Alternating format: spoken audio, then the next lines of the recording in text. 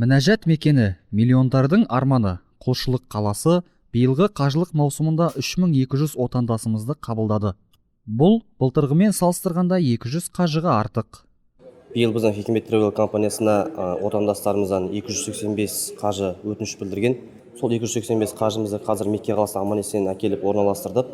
Мекке қаласының Әл-Харам мешітінің жақын маңда орналасқан қонақ үйлерге орналастырып, ол қонақ үйлер қазіргі таңда заманауи жабдықтармен жабдықталған. Салқындатқыштары бар, желдеткіштері бар, қажылардың жағдайлары орынды. Құдай қаласа бүгін енді қажыларымыздың умрасын өткізіп, жасап болғаннан кейін енді үлкен қажылыққа дайындаламыз, Алла нәсіп етсе. Қадірлі Меккеге сапар шегіп келген қазақстандық қажылар Қағбаға жақын маңдағы еңсесі биік қонақ үйлерге орналасты. Заманауи талаптарға сай жабдықталған қонақ үйлерде отандастарымызға барлық жағдайлар қарастырылған. Көңіл күйіміз өте жақсы, бізді өте жақсы қарсы алды, автобус дайын тұрды, тамағымыз өте жақсы. Мен Аллаға өте разымын, сондай маған сыйлық бергеніне. Осы қажылыққа біз бірінші рет келіп тұрмын.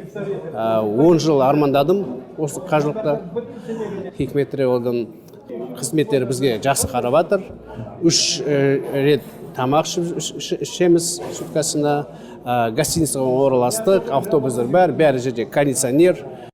Аз-маз демалып, әлденіп алған соң жерлестеріміз умра қажылығын өтеу үшін Әл-Харам мешітіне қарай бет алды. Ол жайлы келесі бейнесюжетімізден көре аласыздар. Қажылыққа ниет еткен ағайынның дұғалары қабыл болсын деп тілейміз. Қуаныш Сейтқанов, Әли Исмаилов, Асыл арна, арнайы Мекке қаласынан.